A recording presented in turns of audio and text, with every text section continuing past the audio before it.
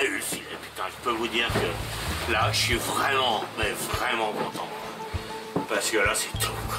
Imaginez un peu le tableau. Vous êtes au milieu de l'Atlantique Sud, à des milliers de kilomètres de la Terre la plus proche, et vous devez plonger sous votre bateau pendant 30 minutes dans une eau à 12 degrés, là où la profondeur de l'océan se mesure aussi en kilomètres. Et vous n'avez pas le choix, si vous voulez découper le filet qui s'est entortillé autour de votre quille. Hier, Jean Le Cam l'a fait.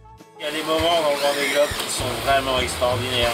Et ces moments-là, en ce moment-là, ils en font partie, vous pouvez pas savoir. Au comble de l'émotion, Jean Le Cam n'a plus les mots à la mesure de ce qu'il vient d'accomplir. Bah, écoutez, je lâche parce que c'est vraiment un moment. Je suis vraiment content d'être là. Je veux dire.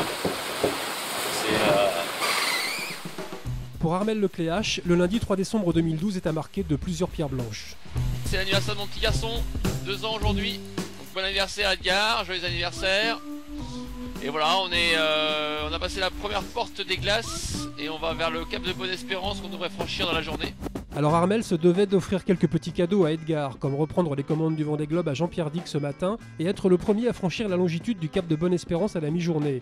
En 22 jours, 23 heures et 48 minutes, il améliorait d'un peu plus de 24 heures, le record établi par Vincent Rioux en 2004. Au classement de 16 heures, le skipper de Banque Populaire avait porté son avance sur Jean-Pierre Dick à 45 000. Joli bruit, voilà, 24 heures sur 24, c'est ce qu'on entend, des hurlements, des vagues, une atmosphère assez particulière.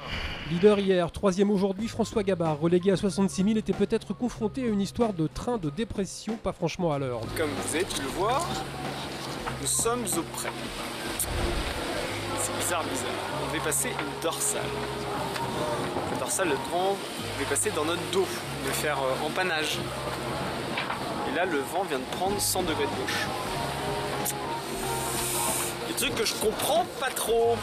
Enfin bon, voilà, Massif se retrouve dans 6 nœuds de vent, au près, en essayant péniblement de faire de l'est quand on devrait être partout. A bientôt!